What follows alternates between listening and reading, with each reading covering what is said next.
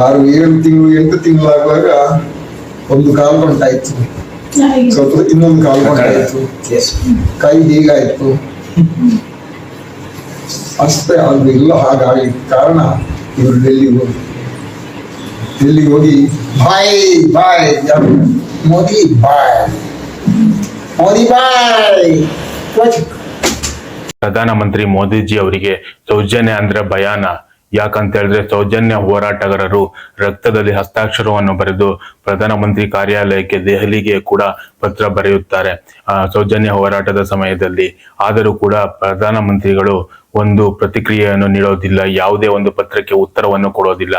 ಅದು ಹಾಡು ಹೇಳಿದ್ರೆ ಯೂಟ್ಯೂಬ್ ನಲ್ಲಿ ಟ್ರೆಂಡಿಂಗ್ ಆದ್ರೆ, ಇನ್ಸ್ಟಾಗ್ರಾಮ್ ನಲ್ಲಿ ಟ್ರೆಂಡಿಂಗ್ ಆದ್ರೆ ಆ ವಿಡಿಯೋಗಳಿಗೆ ಟ್ವೀಟ್ ಮಾಡ್ತಾರೆ ಪ್ರಧಾನಮಂತ್ರಿ ನರೇಂದ್ರ ಮೋದಿಜಿ ಅವರು.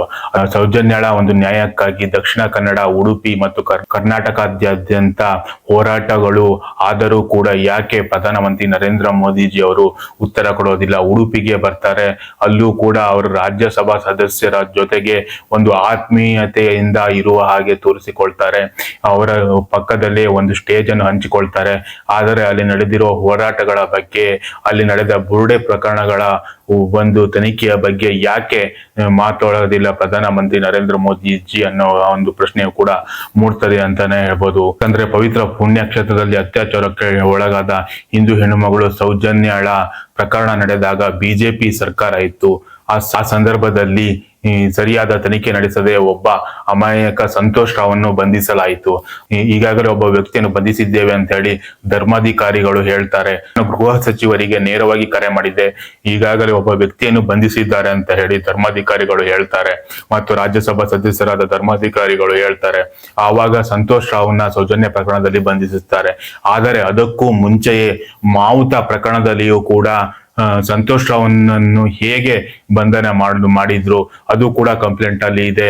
ಸೌಜನ್ಯ ಪ್ರಕರಣ ನಡೆಯುವುದಕ್ಕಿಂತ ಮುಂಚೆ 15 ದಿನ ಮುಂಚೆ ಹೇಗೆ ಸಂತೋಷ್ ರಾವ್ ಅವರನ್ನು ಬಂಧಿಸಿದ್ರು ಅನ್ನೋ ಒಂದು ಪ್ರಶ್ನೆಯು ಕೂಡ ಮೂಡ್ತದೆ ಅಂತಾನೆ ಹೇಳ್ಬೋದು.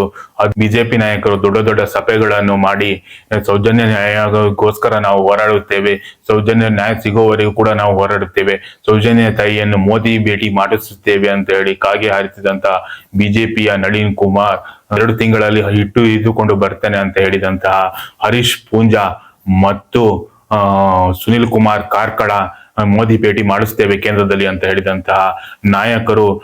ಆದರೆ ಮೋದಿ ಲೋಕಸಭಾ ಚುನಾವಣೆಯ ಸಮಯದಲ್ಲಿ ಮಂಗಳೂರಿಗೆ ಆಗಮಿಸಿದಾಗ ಯಾರು ಕೂಡ ಭೇಟಿ ಮಾಡಿಸೋದಿಲ್ಲ. ಲೋಕಸಭಾ ಚುನಾವಣೆಯ ಸಮಯದಲ್ಲಿ ನರೇಂದ್ರ ಮೋದಿಜಿ ಅವರು ಕತ್ತಲೆಯಲ್ಲಿ ಮಂಗಳೂರಿಗೆ ಚುನಾವಣೆ ಪ್ರಚಾರ ಸಂದರ್ಭದಲ್ಲಿ ಬರ್ತಾರೆ. ಆ ಸಮಯದಲ್ಲಿ ಪ್ರವೀಣ್ ನೆಟ್ಟರ್ ಅವರ ತಾಯಿಯನ್ನು ಭೇಟಿ ಮಾಡಿಸ್ತಾರೆ.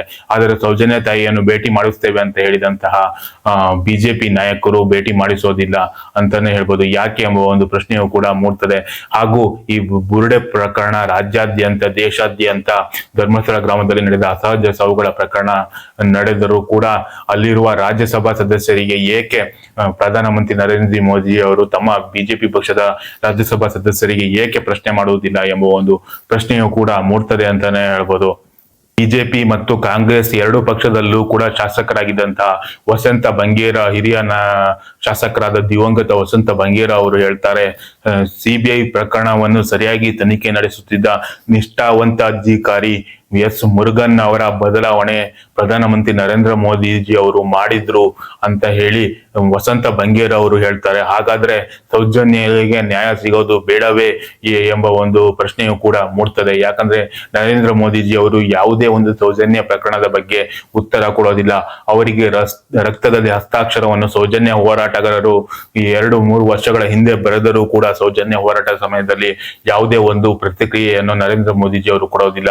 ಮತ್ತು ಚುನಾವಣೆ ಸಮಯದಲ್ಲಿ ಮಂಗಳೂರಿಗೂ ಬರ್ತಾರೆ, ಉಡುಪಿಗೂ ಬರ್ತಾರೆ. ಎಲ್ಲ ಸಂದರ್ಭದಲ್ಲಿಯೂ ಕೂಡ ಸೌಜನ್ಯ ಪ್ರಕರಣದ ಬಗ್ಗೆ, ಅಲ್ಲಿ ನಡೆದಿರುವ ಅಸಹಜ ಸಾವುಗಳ ತನಿಖೆಯ ಬುರುಡೆ ಪ್ರಕರಣಗಳ ಬಗ್ಗೆ ಯಾವುದೇ ಒಂದು ಪ್ರತಿಕ್ರಿಯೆ ನೀಡೋದಿಲ್ಲ ಅಂತ ಹೇಳಿದ್ರೆ ಜನರಿಗೆ ಒಂದು ಅನುಮಾನ ಮೂಡುತ್ತೆ ಅಂತಾನೆ ಹೇಳ್ಬೋದು. ಯಾಕೆ ನರೇಂದ್ರ ಮೋದಿಜಿ ಅವರು ಈ ದೇಶದ ಪ್ರಧಾನಮಂತ್ರಿಯಾಗಿ ಬೇಟಿ ಬಚಾವೋ ಬೇಟಿ ಪಡಾವೋ ಅನ್ನೋ ರೀತಿ ಹೆಣ್ಣು ಮಕ್ಕಳ ರಕ್ಷಣೆಗಾಗಿ ನಿಂತಂತವರು ಒಂದು ಪವಿತ್ರ ಪುಣ್ಯಕ್ಷೇತ್ರದಲ್ಲಿ ಅತ್ಯಾಚಾರಕ್ಕೆ ಒಳಗಾದ ಹಿಂದೂ ಹೆಣ್ಣು ಮಗಳು ಸೌಜನ್ಯಳ ನ್ಯಾಯಕ್ಕಾಗಿ ಯಾಕೆ ಯಾವುದೇ ಒಂದು ಪ್ರತಿಕ್ರಿಯೆಯನ್ನು ನೀಡೋದೇ ಇಲ್ಲ ಎಂಬ ಒಂದು ಪ್ರಶ್ನೆಯು ಕೂಡ ಮೂಡ್ತದೆ. ಅದರಿಂದಲೇ ಸ್ಪಷ್ಟವಾಗುತ್ತದೆ ನರೇಂದ್ರ ಮೋದಿಜಿ ಅವರಿಗೆ ಸೌಜನ್ಯ ಅಂದ್ರೆ ಭಯಾನ, ಸೌಜನ್ಯ ಹೋರಾಟಗಾರರು ಅಂದ್ರೆ ಭಯಾನ ಅನ್ನೋ ಒಂದು ಪ್ರಶ್ನೆ ಮೂಡ್ತದೆ. ಯಾಕಂತ ಹೇಳಿದ್ರೆ 29ಕ್ಕೆ ಮಂಗಳೂರಿನಲ್ಲಿಯೂ ಕೂಡ ಮೋದಿಜಿ ಬರ್ತೀನಿ ಅಂತ ಹೇಳಿದ್ರು. ಯಾವಾಗ ಸೌಜನ್ಯ ತಾಯಿಯನ್ನು ಭೇಟಿ ಮಾಡಿಸಿ ಅಂತ ಹೇಳಿ ಸೋಷಿಯಲ್ ಮೀಡಿಯಾದಲ್ಲಿ ಸೌಜನ್ಯ ಹೋರಾಟಗಾರರು ಹೇಳಿದ್ದರಿಂದ ಆ ಒಂದು ಕಾರ್ಯಕ್ರಮಗಳು ಕೂಡ ಕ್ಯಾನ್ಸಲ್ ಆಯಿತು. ಹಾಗೆ ಲೋಕಸಭಾ ಚುನಾವಣೆ ಸಂದರ್ಭದಲ್ಲಿ ಸೌಜನ್ಯ ತಾಯಿಯನ್ನು ಮೋದಿ ಭೇಟಿ ಮಾಡಿಸ್ತೀವಿ ಅಂತ ಹೇಳಿದ್ರು. ಆ ಸಂದರ್ಭದಲ್ಲಿ ಚುನಾವಣಾ ಪ್ರಚಾರಕ್ಕೆ ನರೇಂದ್ರ ಮೋದಿಜಿ ಅವರು ಕತ್ತಲೆಯಲ್ಲಿ ಬಂದು ಹೋಗ್ತಾರೆ. ಇದರಿಂದ ಸ್ಪಷ್ಟವಾಗುತ್ತೆ ನರೇಂದ್ರ ಮೋದಿಜಿ ಅವರಿಗೆ ಸೌಜನ್ಯ ಹೋರಾಟಗಾರರನ್ನು ಕಂಡ್ರೆ ಭಯ ಇದೆಯೇ ಎಂಬ ಒಂದು ಪ್ರಶ್ನೆಯು ಕೂಡ ಮೂಡ್ತದೆ ಅಂತಾನೆ ಹೇಳ್ಬೋದು. ಸೌಜನ್ಯ ಪ್ರಕರಣ ನಡೆದಾಗ ಅಲ್ಲಿನ ಧರ್ಮಾಧಿಕಾರಿಗಳು ನಾನು ನೇರವಾಗಿ ಗೃಹ ಸಚಿವರಿಗೆ ಕರೆ ಮಾಡಿದೆ ಅಂತ ಹೇಳ್ತಾರೆ. ಗೃಹ ಸಚಿವರಿಗೆ ಕರೆ ಮಾಡಿದಂತಹ ಆರ್ ಅಶೋಕ್ ಅವರು ಆ ಸಂದರ್ಭದಲ್ಲಿ ಗೃಹ ಸಚಿವರಾಗಿದ್ರು. ಅವರು ಸಂತೋಷ್ ರಾವ್ನ ಈಗಾಗಲೇ ಬಂಧಿಸಿದ್ದೇವೆ ಅಂತ ಹೇಳ್ತಾರೆ. ಆತನಿಗೆ 6 ವರ್ಷಗಳ ಕಾಲ ಚಿತ್ರಹಿಂಸೆಯನ್ನು ಕೊಡ್ತಾರೆ. ಸಂತೋಷ್ ರಾವ್ನ ಬಂಧಿಸ್ತಾರೆ.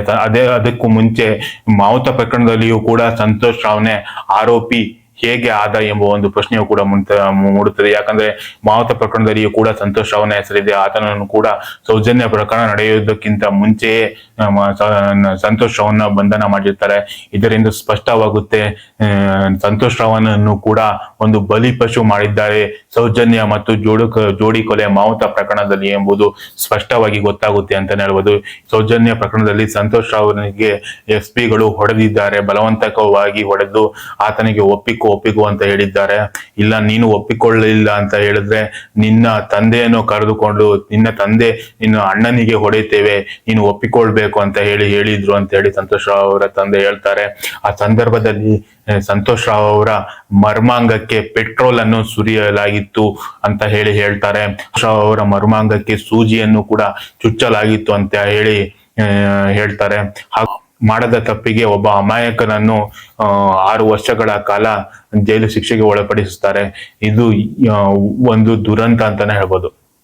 ಆದರೆ ಸೌಜನ್ಯ ಮತ್ತು ಮಾವುತ ಪ್ರಕರಣದಲ್ಲಿ ಈ ಎರಡಲ್ಲೂ ಕೂಡ ಸಂತೋಷ್ ರಾವ್ನನ್ನು ಹೇಗೆ ಬಂಧಿಸಿದ್ರು ಬೆಳ್ತಂಗಡಿಯ ಪೊಲೀಸರು ಎಂಬ ಒಂದು ಪ್ರಶ್ನೆಯು ಕೂಡ ಮೂಡ್ತದೆ ಅಂತಾನೆ ಹೇಳ್ಬೋದು. ಇವರು ಒಂದು ಫೇಕ್ ಸಂಭಾಷಣೆಯನ್ನು ವಿರುದ್ಧ ಕಂಪ್ಲೇಂಟ್ ದಾಖಲಿಸುವಂತ ಬೆಳ್ತಂಗಡಿ ಪೊಲೀಸರು ಹೇಗೆ ಸೌಜನ್ಯ ಪ್ರಕರಣದಲ್ಲಿ ಮತ್ತು ಮಾವುತ ಪ್ರಕರಣದಲ್ಲಿ ಸಂತೋಷ್ ರಾವ್ನನ್ನೇ ಆರೋಪಿಯನ್ನಾಗಿ ಏಕೆ ಮಾಡಿದ್ರು ಎಂಬ ಒಂದು ಪ್ರಶ್ನೆಯು ಕೂಡ ಮೂಡ್ತದೆ ಅಂತಾನೆ ಹೇಳ್ಬೋದು.